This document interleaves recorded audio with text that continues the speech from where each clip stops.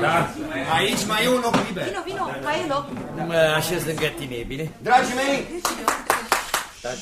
hai să lăsăm formalitățile. Îi salut pe toți cei care s-au prezentat la întâlnirea noastră de 25 de ani. Un bun venit special, ca să zic așa, lui Pogani Ildico, care a fost doar 2 ani colegă cu noi și a venit totuși la întâlnire. Mulțumesc. N-am reușit să aflu 2 adrese. 3 colegi n-au răspuns, iar ceilalți s-au scuzat.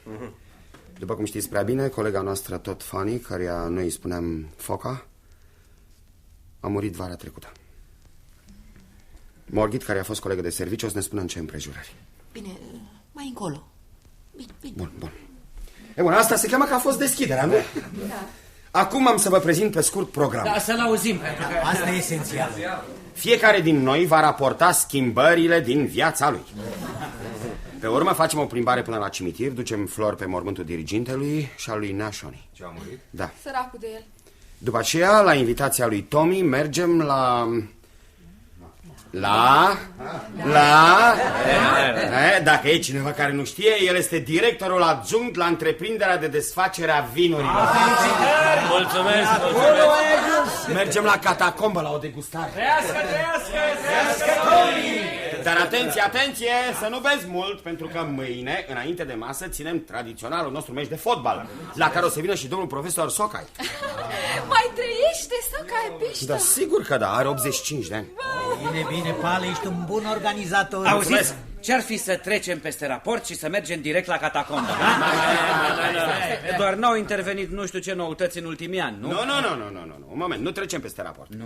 Am să stric catalogul și fiecare o să spună o frază. Da, e foarte bine. Bun, liniște, vă rog. Să începem așadar. Borș Tomi. Prezent. Nimic nou. Asta e tot? Asta e tot. Mă rog, nu e mai rău. Mai departe, Pogani Ildico. Am luat bacalaureatul. Da. M-am măritat, am divorțat. Iar m-am măritat și acum sunt aici. Bine ai venit. Gheorghe Gabor, adică Gabi. Am dus o viață ușuratică, dar anul trecut m-am măsurat. Am o fetiță de 7 luni! Felicitări! Să trăiască! Ne-ai adus și poze de ale ei? Fabian Margit. După divorț am trăit 7 ani singură și vara trecută mi-am pierdut capul.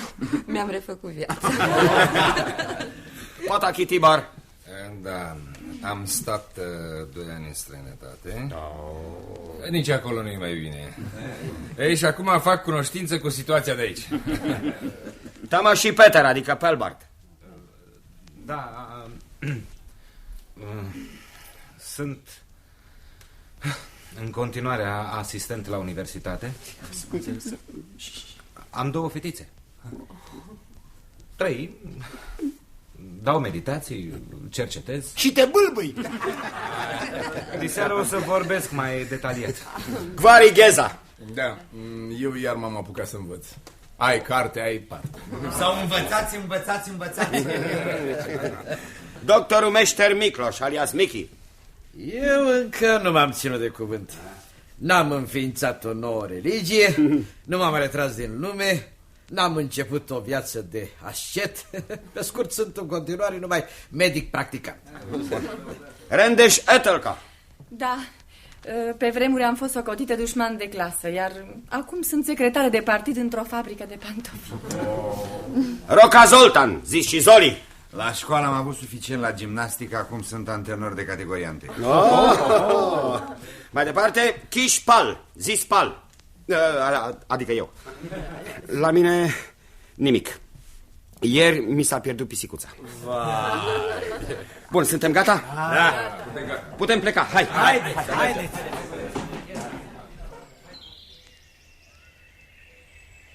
Tu nu te înfiori când ești în cimitir? Mi-mi plac cimitirele. Sunt blânde. Eu mă zbârlesc toată când intru în cimitir. Uite-te la cavourile astea multe. Parcă am fi într-un cartier de blocuri. Focă unde e înmormântată? La Paris. Treci pe lângă un zid enorm de lung și pe urmă observi. Tot Fanny, Ungaria. Oricât m-am gândit, nu mi-aduc aminte cum a ajuns focul la noi. A ei locuiau la Pesta, nu? De ce a venit ea în provincie? Știu, fi fost maică sa bolnavă sau avea o locuință prea mică. Parcă a ajuns la internat din cauza unor încurcături familiale, nu? N-avea o casă mică, am dormit la ei. L-am ascultat pe Yves Montand la Teatrul de Comedie din Budapesta. Mi-aduc aminte. Ați făcut blatul în tren și la teatru ați intrat tot pe blat. Da. Foca s-a aruncat de gâtul directorului și a zis că n-aveam bilete, nici bani. Până la urmă a pus să ni se dea loja lui. Ce bine a fost! C'est si bon quand je la tiens dans mes bras. Ultima piesă ne-a cântat-o nouă. S-a întors spre noi și ne-a cântat numai nouă. Ce părere ai? O să ne creadă colegii? Nu știu. Vai, fetelor, unde ați fost? Nu se cade să veniți așa de târziu. Se rămână. Nu e decât 10. Lucrezi, tăticule? Da, fac o brățară. Brățară? O brățară cu cap de berbec. Cu cap de berbec, pentru că eu m-am născut în zodia berbecului. Da? Da. În zodia berbecului? Da. Vai, uitasem de tot. 15 aprilie. Mama nu e acasă? Știi doar că nu-i țin maică-tii socoteală. Da. Hai, culcați-vă. Somn ușor. Se rămână. Foca? Unde-i maică ta? O fi la brici sau stă de vorbă cu prietenii. Cum zice ea, cu cei cu care își face viața spirituală. Ce? Dă mâna. Nu mai aprind lumina, știi? Drumurile lor s-au despărțit de mult. Da. Vino încoace. Așa, în sfârșit. Uite, ăsta-i patul tău. Patul? Aici, sub geam. Tu unde dormi? În patul soră-mi. Se pare că nu e acasă. Iar dacă vine, nu-i niciun necaz. Încăpem și așa. Ce-a fost asta? Stai liniștită, e o scrumieră. O știu după zgomot. Tu, Foca, cine mai doarme pe aici? În colț fratele meu mai mic și sub celălalt geam tanti Cristina. Ea sforă e, să fii liniștită. Ildi. Ce? Nu-i așa că a fost minunat? Dar fi încă o dată ora 7. Dar începe din nou. Ildi. Ildi, mă auzi? Da. Cred că m-am îmbolnăvit. De ce? De fericire.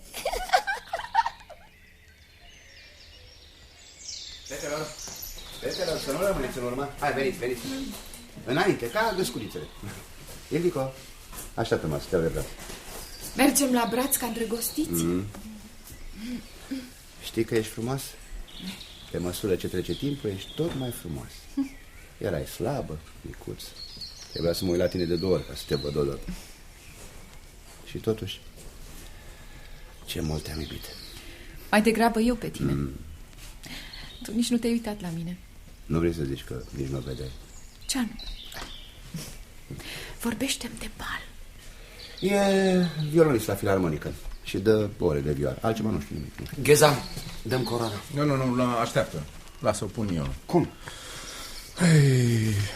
Nu mi-aș fi închipuit să-i pun tocmai eu flori pe mormânt. Știi că nu ne prea înghițeam. Știu tu. Că e reșianoș. A trăit 34 de ani. Nu ne puteam suferi. Gheza, totdeauna iritai cumva omul. Da, și el... Îngrozitor, nu? A trăit mai puțin ca noi până acum. Dar ce s-a întâmplat cu el? Eu nu știu nimic. S-a dus. Nu mai voia să trăiască. Mă rog, și cum s-a dus? Hai, terminați cu asta. Totdeauna vorbiți cu plăcere despre moarte, mai ales despre condițiile producerii ei. Și-a rupt mai întâi mâna sau piciorul? Unde și-a făcut o travă efectul mai întâi? L-a luat de jos în sus sau a atacat întâi și întâi inima? Atenție, aveți de-a face cu un pilot? Care privește lumea de sus în jos. E drept că de sus vezi mai mult. Când m-a chemat la un zbor de-a lui, mi-a fost... Chiar așa, fetelor. Fiecare din băieți a zburat cu mine. Voi când veniți? Eu nu. Și tu, Ildi? N-aș îndrăzni să zbor, Zoli. Soției tale nu e frică? Nu se agită când zbor? Ei îi e frică dacă mă știe la volan, când sunt în aer liniștit. Un moment, copii, aici pe undeva e mormântul lui Nașanu. Doamne, cât mult am ținut la pietul de el. Eu nu. Și eu. Și eu. A fost un om foarte interesant, modest. Când s-a aprobat invenția mea, i-am trimis o telegramă și i-am mulțumit că m-a învățat fizica. Apoi am primit aproape plângând răspunsul lui. Chiar așa? Gabi a fost primul dintre noi care a reușit. Asta e crucea lui, crucea asta de lemn a lui Nașon. Da. Gabi avea Chevrolet când noi n-aveam nici bicicletă. Dați-mi buchetul să-l pun. Să-l pun eu, așteaptă. Nu așa, nu așa. Să se vadă și ce scrie pe cruce. Aici se odihnesc morții. Ei sunt cei foști. Știu și eu de astea. A lucrat în bucătărie când moartea l-a surprins. Mai copii, nu la mormânt. Mai bine, haide să mergem. Hai. Cine vine cu mine că am 3 locuri?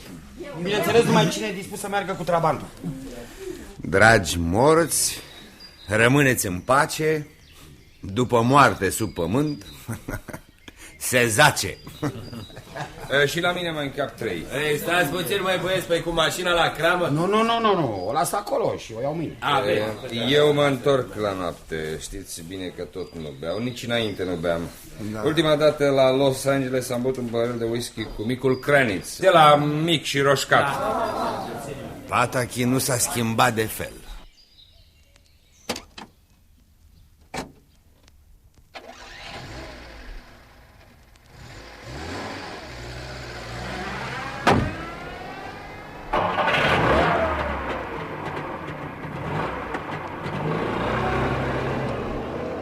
Pataki e băiat bun la locul lui. Ce-i cu el?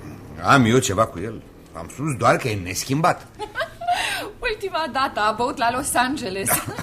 Iar eu aseară la dracu în praznic. Mă supără numai mutrele lui. Parcă grija lumii pe umerii lui apasă. Îl invidiez pentru bani, pentru mașină, pentru felul în care trăiește. Tot ce se poate. Și totuși, tot mai multe văd eu de acolo, de sus. Ce vezi? Bă, uite, de exemplu, vilele particulare, adevărate castele, pădurile din jur. Văd și pământ arabil necultivat și cătune ca vai de ele. Și podgorii compromise. Nu-i chiar așa. Nu? Păi voi și în cașcaval vedeți numai găurile. Gheza, tu ai iubit-o pe Foca? Nu-i așa? Ia pe mine. Adică, nici nu mai știu. A fost de mult. Pelbart, tu ai iubit-o? În felul tău, domol. Eu? Ce să zic? N-a fost dragoste. A fost mai mult decât atât. 8 ani ea a fost măsura tuturor lucrurilor. A femeilor și a bărbaților. 8 ani de zile. Am fost și colegi de facultate. Și eu cum te n-am băgat de seamă. Multe lucruri n-am observat. Pelbart, dragă Pelbart, aș vrea să fim prieteni. M-am uitat la tine când toți ceilalți au gonit câinele. Tu te-ai retras. Cred că ești un om bun. Puțin cam aspru sau mai degrabă cam bădăran, dar om bun. Că e ca o gâscă. Vezi, așa ești tu. Dacă ai fi prietenul meu, ți-aș spune taina mea. N-ai decât să o spui. Vara trecută am fost îndrăgostită de un băiat. Tu ai fost îndrăgostit? Nu. Nu se poate. Toți cei de vârsta noastră au fost îndrăgostiți. Tu n-ai nicio taină? Nu. Trebuie să ai, gândește-te. Să vedem. Ce? Luna trecută nu mi-am plătit masa la cantină. Mi-am cumpărat schiuri, sunt supat la internat.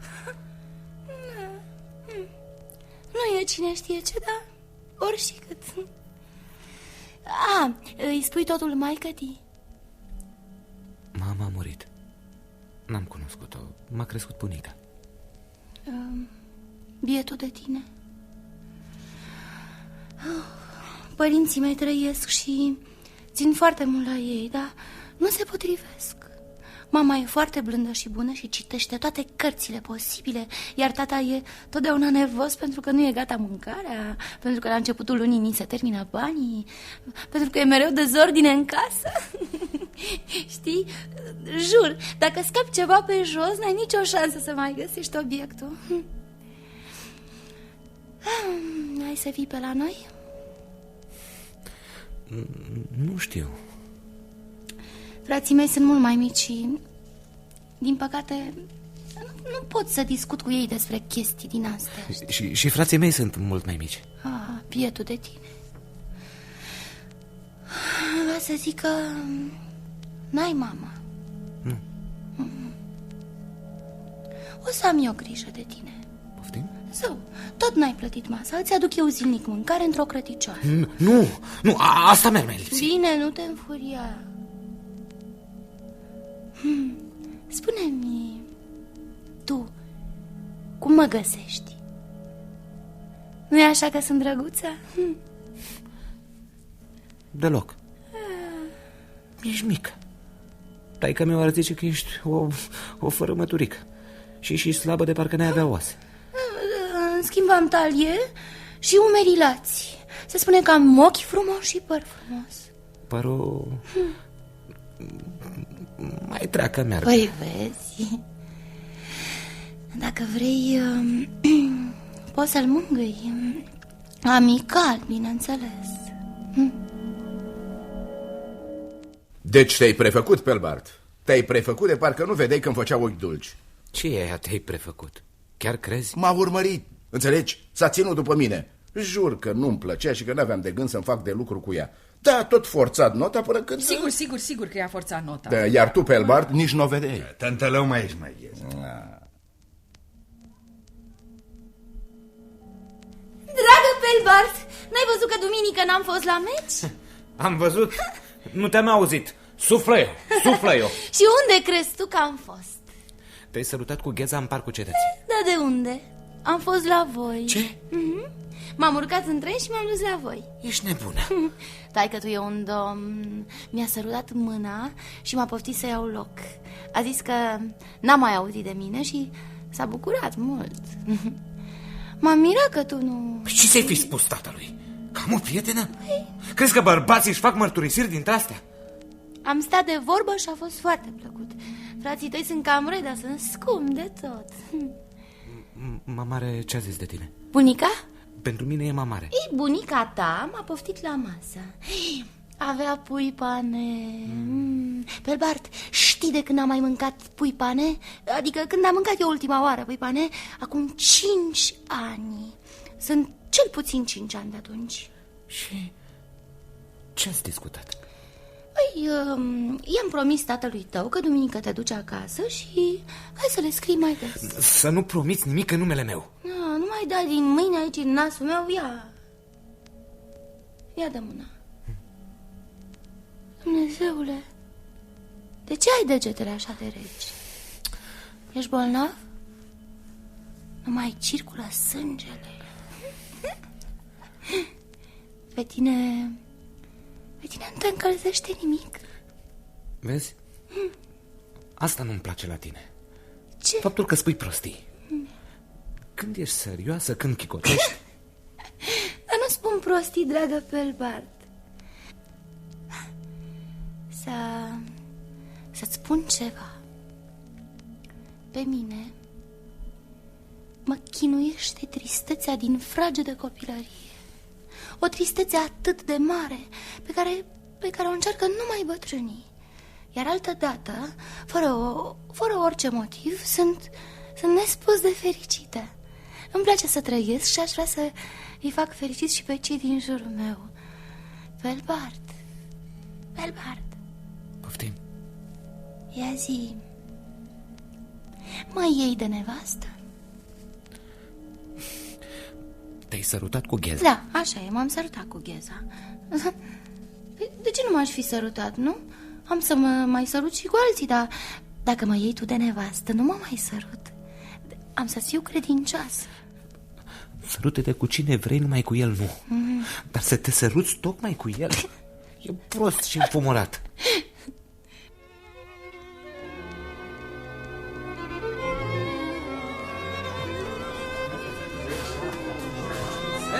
Butoaiele astea îți dau curaj. Hai, așezați-vă. Așa. Prima degustare. Cine toastează? Hai, să bem ca oamenii. Tomi, Tomi, arată-ne tu cum gustă un specialist. Păi atunci vă rog să fiți atenți. Deci, umplu paharul până la jumătate, da? Începe prost. Ei, răbdare. Îl țin întâi în lumină. Îi simt aroma. Apoi îl gust și dacă îmi place îl beau. Ia. Ce fel de vin a fost? Ia ghiciți? Din Podgoria din Domoslov. Nu. Din Ciopac.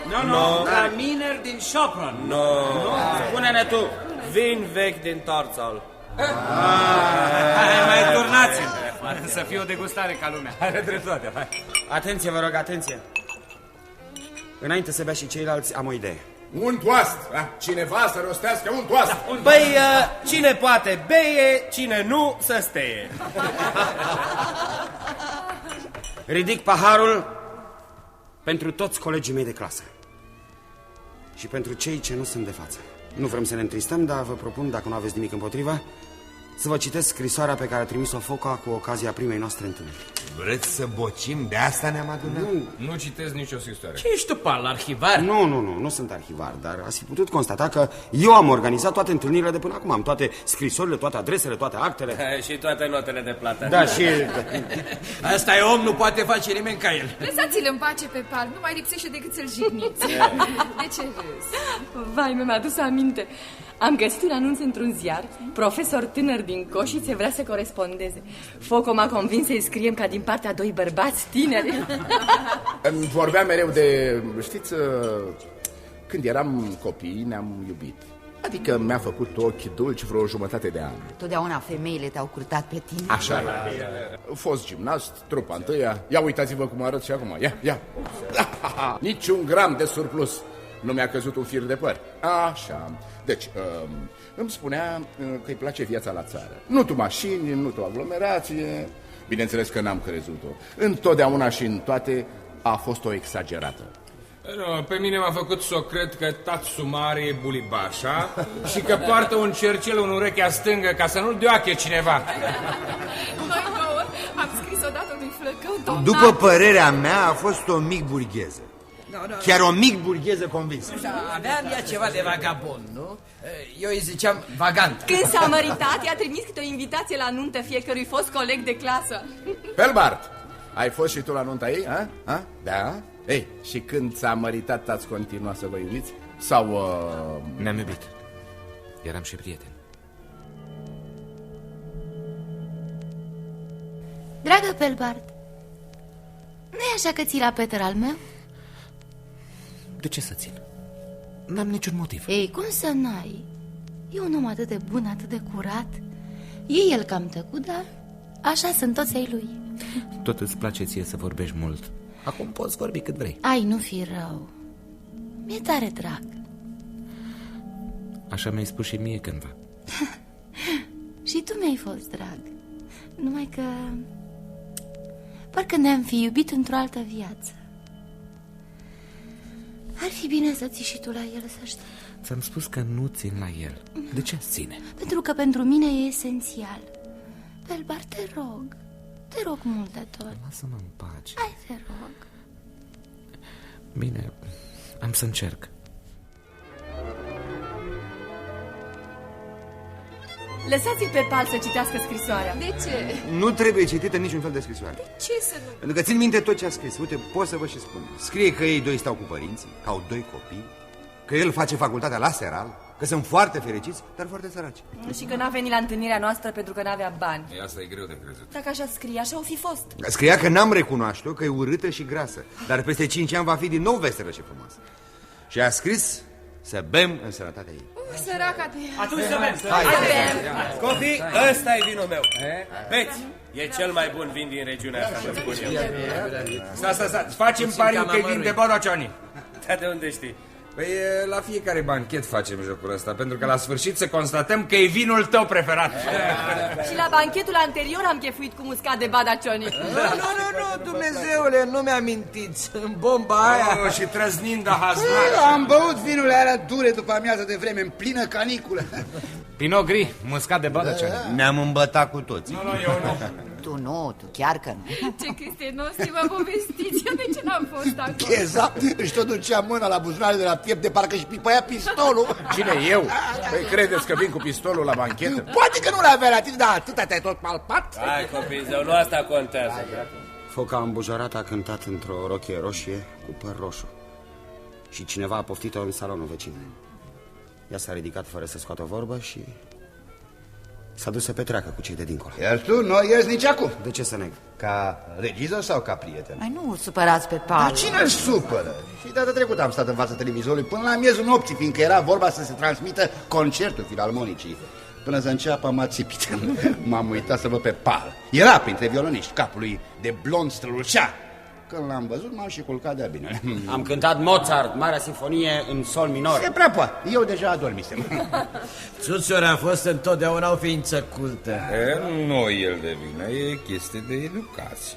La ei acasă tot satul se dă în vânt după muzică simfonică. Și femei frumoase. Lăsați asta. E adevărat că Foca a divorțat? Este. Da, și motivul?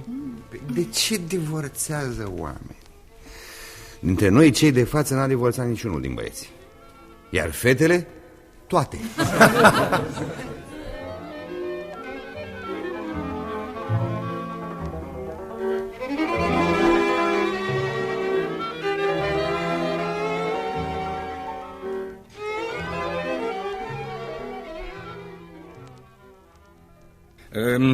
Nu mi-au rămas bun de la nimeni. Mă grăbesc și așa ajung acasă după miezul Bine, bine, bine. Îți spun că nu merită să vii aici. Nu mai spun nimic. Poate e bine totuși că îi cunosc. Dacă mi se strică cazanul, un videocasetofon, mașina... Nu, eu m-am simțit foarte bine. Salută-i, te rog, pe toți din partea mea și spune-le că le mulțumesc pentru tot. Bine, du-te, du-te. Servus! Servus! Ai grijă de tine.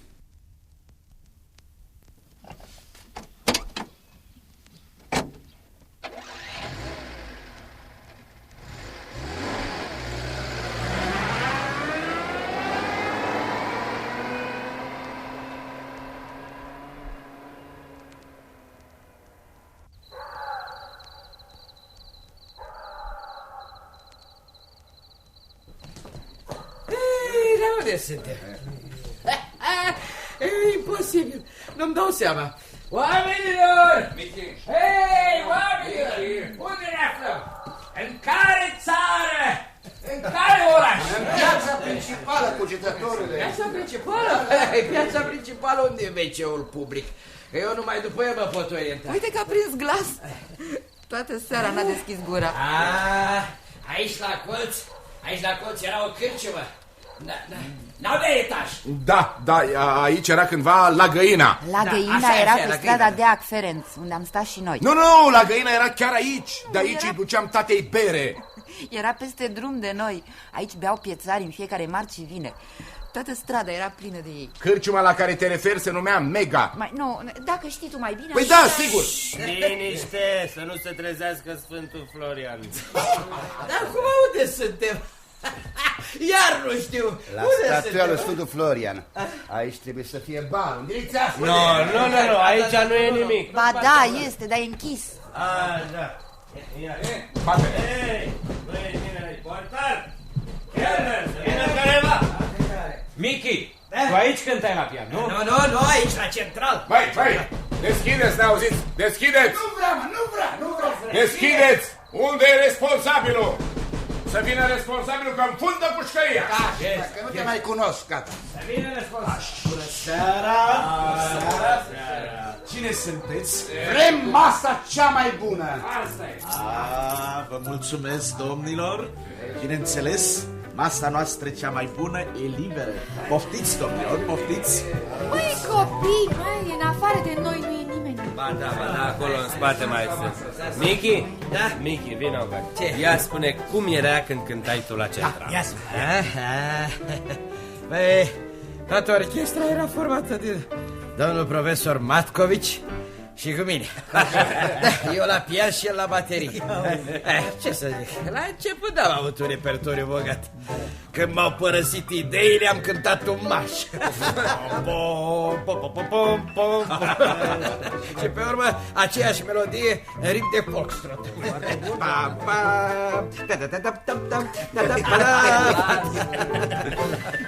Am avut un succes fantastic. Ne-au visat. Hei, ce de chestii am făcut. Eu nici până astăzi nu știu de ce te-ai făcut tu medic. Nu mai cânti deloc? Hai, spune. De ce nu? No, da, Hai, nu ce? recunoaște. Nu, că s-ar putea să mă reapuc. Adică... Dragii mei, eu întotdeauna mi-am dorit un institut, înțelegeți? O colonie. Da, știți că oamenii nu sunt bolnavi pentru că s-au născut bolnavi, ci pentru că nu știu să trăiască așa cum trebuie. Da, trebuie învățat să trăiască. Și cum e? Păi, dacă o să am bani, o să învăț, o să închiriez o casă. Adică niciodată. Da, uite, știi, te rog, o să închiriez o casă cu o grădină mare. Mă mut acolo și mut și pe bolnavii mei acolo. Activitățile o să fie voluntare. Sport, grădinărit, teatru, compoziție colectivă de muzică. Da, numai că am nevoie de bani. Mulți bani. O să te finanțeze papa. Lasă că-ți spun eu ce-și investește patochii banii. N-are bani, sărac. N-are, mă, își face o casă așa de mare că i-a trebuit aprobare specială pentru ea. De asta era el așa de plin de gânduri. Astă vară am fost și eu la Balamuc. Se vede. Gheza, în curtea Balamucului. Am zburat peste pustă cu planorul, s-a stricat vremea. A trebuit să aterizez și m-am trezit în parcul unui Balamuc. Cum se mai uitau la mine bieții bolnavi. Dar eu la ei. Pe urmă a apărut un îngrijitor cu șapcă albă și mi-a zis să nu-i nebunesc. Altă dată am aterizat pe un câmp la poalele unui stoc de fân și am dat de 2 inși pe care i-am întrebat ce fac. Aha, păziți fânul. Nu, au zis ei, noi îl furăm. M-au și rugat să-i ajut să-l încarce. Hai să dansăm, Ildico. În sfârșit, credeam că nimeni nu vrea să danseze cu mine.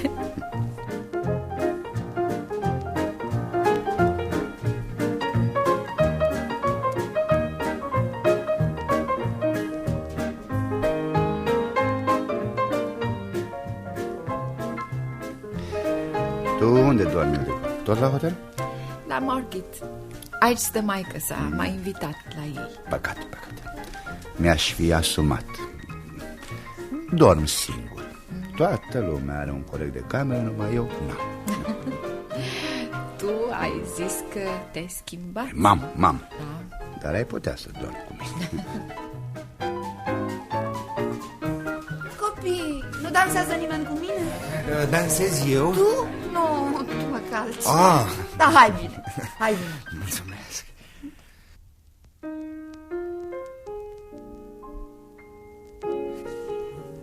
Margit, ții minte examenul nostru de admitere? Nu. Că ne-am plimbat pe dealurile de lângă Veszprém, pe malul Ședului. Nu.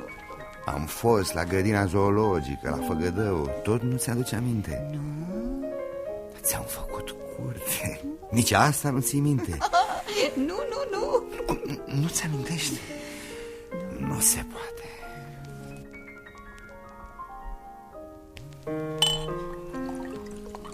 Ce ai, mă? Ha? Ți s-au unecat corăbile. De ce nu bei? Ce-i în capul ăsta al tău de zăpăcit? Nu știu. Abia acum îmi dau seama. Când ne-am întâlnit ultima oară. Nu o băga în seamă. Hai, noroc. Nu te mai gândi la asta.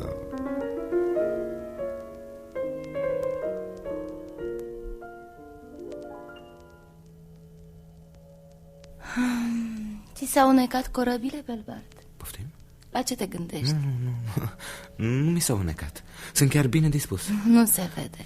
Hai, bea cu mine un pahar pentru titlul de doctor obținut ieri. Felicitările mele. Mulțumesc. O să se schimbe mult în viața mea. O să mă numească lector universitar. O să-mi dea o casă mai mare. Dacă am noroc, o să mă trimită și la perfecționare în străinătate. Hai noroc și să trăiești. Să trăiești. Ani de zile de-abia am reușit să mă întâlnesc cu copiii mei. Soția e drept, m-a scutit de orice grijă casnică. Acum am să o pot ajuta, am să o scot în lume. O să fim mai mult timp împreună. Foca, te remăriți? De 7 ani de când am divorțat, n-am cunoscut niciun bărbat cu care să mă mărit. Mi-ar părea chiar bine să mă scutească cineva de griji. Știi, nu e ușor să trăiești neavând voie să obosești, să chiulești fie și o zi. Nu o să fie totdeauna așa. Doamnelor, domnilor, dar suntem după ultima comandă. Închidem, vă. Plecăm, mai cântăm puțin la pian și mergem. Michi, hai, cântă tu ceva. Cântă melodia pe care o cântam când patinam în curtea colegiului. Așa, da. Ai uitat, am turnat apă în curtea colegiului, am montat reflectoare, cineva ne-a împrumutat discul și toată iarna am dansat pe melodia aia. Asta e, gata! Haide, cântă! Soția directorului patina, lipită de profesor de gimnastică. Antrenorul de scrimă. Petio, care a devenit campion național de gimnastică. Papa e Sasha, care stă la Wiesbaden. Când a fost asta? În iarna lui 1956. No, în iarna lui 1957. În iarna lui 1956. Dacă îți spun că în 1957... Ce? Despre ce discutați? Ce s-a întâmplat în 1956? Taci, dormi acolo. Ora închiderii, domnule. Da, bine, mai bem un pahar și plecăm. Dragii mei, să bem pentru că suntem în floarea vieții. Ce suntem? În floarea vieții, în plină forță fizică și psihică. Ai grijă. Peste câțiva ani, vrem nu vrem, o luăm în jos, începe declinul. Așa e, Da. Hai să bem. Să bem pentru cei 25 de ani trecuți. Pentru că am făcut tot ce a depins de noi, urmând ca cei care vin să le facă mult mai bine ca noi. Da, de ce? Ce tâmpenie mai așa asta, bă? Cei care vin să le facă mai bine ca noi. Am făcut bine tot ce am făcut. Și existăm, încă existăm. Suntem în plină putere. Deocamdată nu vine nimeni. Ai terminat? Să bem pentru fete. Trăiască băieții! Noapte bună! Noapte bună! Noapte bună!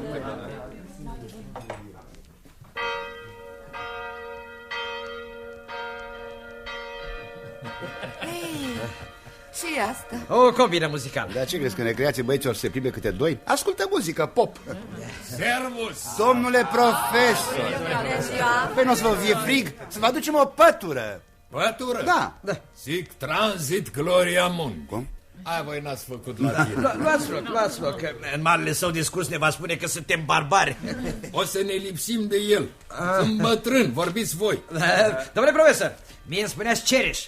Vă mai aduceți aminte? Cereș. Nu. Iar mie Pelbart. Sigur, tu erai Pelbar. Da? Iar eu Gheza. Mie mi-ați spus să nu mă mai uit Chiorâșca, soția regelui Calman Cărturarul. Nu mai am uitat cum o chema.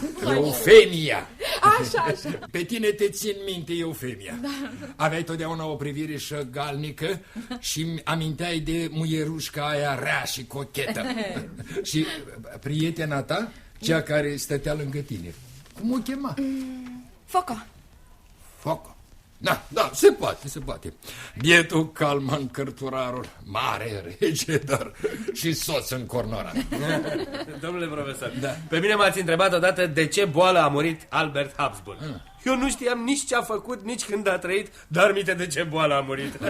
Hai, ajunge. Hai să începem meciul, să ne încălzim. Fetelor, voi nu jucați? Nu, stăm pe tușă. Stăm de vorbă. Mai vorbă. Nu vie pe bal. Mă dor picioarele, o să văd meciul de la geam. Servus! Pal și fiul. Bună dimineața, domnule profesor. Vi-l prezint pe fiul meu. Coșul cu prăjituri de la nevastă mea. Mulțumim. Bună dimineața.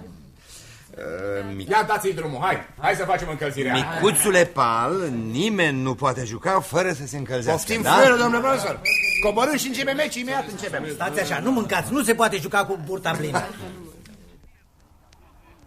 Azi noapte am visat-o pe Foca. Mergeam cu tramvaiul. Am văzut-o în celălalt capăt al tramvaiului. Avea o pălărie roșie și se uita drept în fața ei. Senzația a fost îngrozitoare. Nu doresc așa ceva nimănui. Avea suferința întipărită pe chip. Și avea barbă. O barbă rară, albă. Vai, numai când aud îmi vine rău. Da. Am fost colege. Predam în aceeași școală. Când au făcut-o directoare adjunctă, Foca m-a chemat să predau la ei. Mă chema într-un moment foarte potrivit. Eu divorțasem, nu-mi plăcea slujba. Eram cu copiii într-o zonă industrială și în perioada aceea Foca scria cărți, câștiga concursuri. Copiii o iubeau foarte mult. Era în floarea vieții. Ce să zic? A fost un om plin de curaj. Plin de curaj? Da. De ce vrei să spui? N-a făcut niciodată compromisuri. Odată a pus la punct un inspector școlar. Să fi văzut ce mutr a făcut ăla. Avea niște dinți de viplă care străluceau. Și când vorbea, credeam că scuipă dinții. Colegii mai vârstă ziceau că n-au mai văzut un tip ca asta. Și soțul meu e inspector școlar. El o fi știind ce are de făcut. Da, ăla când deschidea ăla gura, îți venea să-l iei de guler și să-l trimiți să învețe meserie. Eu nu-mi dau seama cum de l-au făcut inspector. Suntem dintre liceele industriale bine dotate. Profesorii noștri au o calificare mult peste medie. Din 35 de profesori, 28 au studii universitare și 3 din profesorii noștri urmează la minister că ne datorează material în valoare de 300 de corinți, material didactic, rigle. Domnule inspector, eu v-am ascultat raportul. Vă rog acum să ascultați și dumneavoastră raportul meu. Ei, tovarășe profesoară, cum credeți dumneavoastră? Lăsați, domnule director, colega are dreptate. Remarca colegii e justă, fără îndoială. Din clipa aceea, directorul aproape că îl ferea de Foca. Iar tipul și-a pierdut vremea acolo încă cel puțin 2 luni. Șeful meu, știți, eu lucrez la bibliotecă. Zice într-o zi: Ildico, s-a făcut un film de scurtmetraj despre Bach. Faceți rost de el. Dumnezeu, le zic, cine e Bach? Nu știu cine e. Ia să vezi ce prăjitură a trimis soția lui Pal. Uite, chifle cu nuci, cu brânză, saleuri și pogaci. Iar băieții am adus bere, nu vă e sete? Ba da, hai să bem. Margit, cum v-ați dus? Cu invitație? Da. Ne-am hotărât să plecăm amândouă la rudele mele din Elveția, apoi la sora lui Foca la Paris. Și pe urmă sus, în Normandia. În Oceanul Atlantic se află o insulă mică, Mont Saint-Michel. Și Foca visa să ajungă acolo. O jumătate de an am făcut planuri. Când însă a sosit momentul... Ce s-a întâmplat? N-a mai avut chef? N-a mai vrut să plece? S-a îndrăgostit de unul. După o întâlnire, 2, s-a îndrăgostit de el. L-ai cunoscut? Un fel de avocat, un om mizerabil.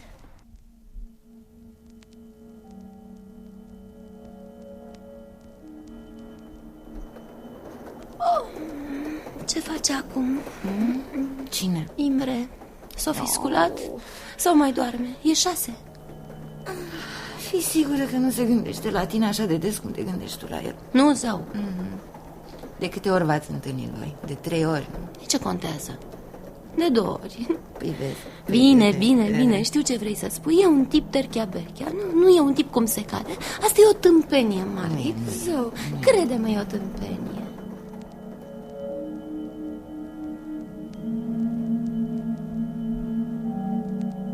Din fiecare oraș i-a trimis o ilustrată, uneori chiar 2. Și le scria cât încape: Imre al meu, Imre al meu, Imre al meu. Când m-am dus la el și am spus că Foca e moartă, s-a prefăcut că nici nu știe despre cine e vorba. Așa era Foca. Era așa de entuziastă. În rest, călătoria a început bine. Până în Elveția am mers într-un vagon plin de studenți și în cușet am râs toată noaptea. Dar la Paris a făcut febră.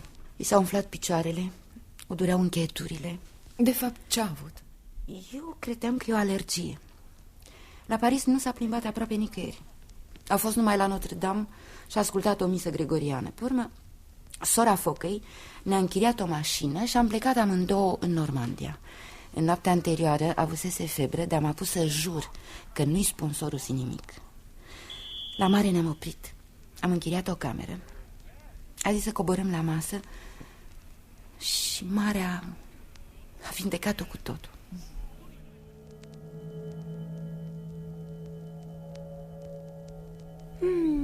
Ce mâncăm? Bineînțeles, miel cu salată verde. Madame? Demi-litre de vin rouge, s'il vous plaît. Oui, madame.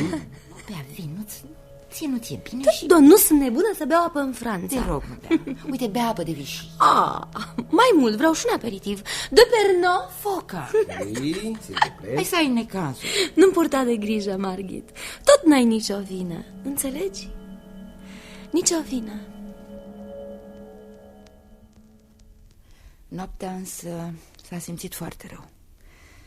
A doua zi am coborât la mare și a stat pe plajă și s-a uitat drept înainte și mie mi se părea că nu vede.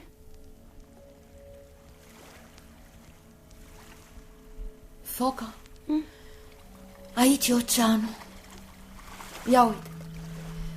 Ai fi zis că e așa de întunecat? N-aș fi zis. Și totuși cât e de strălucitor. Îți place? Da.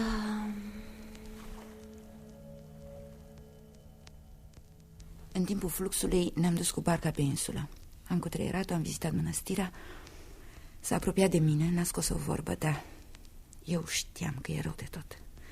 Am pornit cu mașina închiriată pe autostradă, ea stătea în spate. Am luat-o spre un oraș, am căutat un medic, a consultat-o și a spus că n-are nimic. Că a obosit-o călătoria, înțelegeți?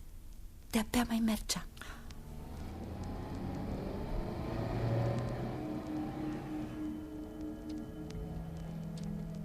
Ce faci acolo, Foca? Mă auzi? Dacă ți-e rău, deschide geamul, pe cel din dreapta. Lasă clanța. Dacă deschizi ușa, murim amândouă. Doamne, Doamne, i-am tot ce am, numai copiii, lasă-mi. De-am ajunge odată acasă, de s-ar vindeca.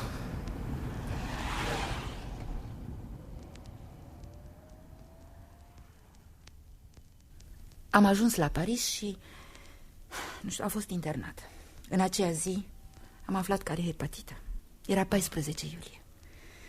Cerul se umplea de petarde, oamenii dansau, cântau și după 3 zile a murit. Margit, vino să vedem ce-i cu băieții. Hai. Ce s-a întâmplat cu copiii? Sunt cu tatăl lor, sunt bine. Mă duc odată pe insula aceea și arunc un buchet de flori în ocean. Acasă, la ora asta, soțul meu se așează la masă. Totdeauna mâncăm la 12 fix. L-am rugat să vină cu mine, dar n-a vrut. Nu-i place beția, gălăgia, fumul. Am fi vrut copii, dar nu i-am putut avea.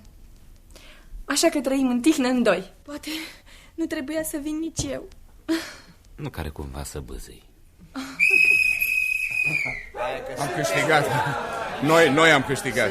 Scorul e 3-2 pentru noi, dar golul decisiv nu e valabil. Nu, cum adică nu e valabil? Pentru că l-a băgat pal din offside. E pe naiba din offside. Cine mai zice că e din offside? Eu. Cum să fie din offside când am țâșnit de lângă Zori? N-ai țâșnit ce ai stat acolo. Cum adică am stat acolo? Te-ai și scărpinat. O să vedeți că se ceartă acum. 3-2, ăsta a fost rezultatul final. Nu-i așa, domnule profesor? Eu am adormit. Am visat că sunt copil mic și duc vacile la păscut. Era o ceață deasă, vacile s-au împrăștiat, iar eu le-am strigat pe nume. Nu putea să fie offside, fiindcă eu am... Și fugeam după ele, fugeam prin ceață. Și ceilalți? Chiar așa, oare ce fac ceilalți? Se zice că Evi e mare doamnă. Lackner a ajuns un singuratic, nu leagă prietenii. Nu răspunde la scrisori, nu... Timpul, serios? băiete, timpul. La întâlnirea de 50 de ani nici nu o să vă recunoașteți. Am tras sau nu fluierul final? Ați fluierat, domn profesor, ați fluierat. Unde e berea? Cine dă Acolo, berea? colț. Cine vine la baie? O vin eu. Stați! Va să zic că s-a terminat. Ne putem lua rămas bun. Dragă domn profesor, dragii mei colegi de clasă, se apropie ora despărțirii. Nu fi așa de sentimental că încep să plâng. Ne-am adunat aici după 25. Nu e bine așa. Stai să pun muzică. O clipă, te rog, o clipă. Da.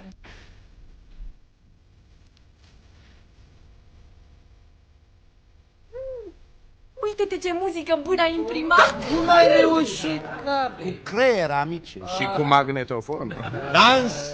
Dans, hai, vino mai. Dans colectiv. Până de seară, fără oprire, dans colectiv. Vai, pierd trenul. Trebuie să plec, lăsați-mă. Nu, ești nicăieri. Ești mai ușoară ca pe vreme.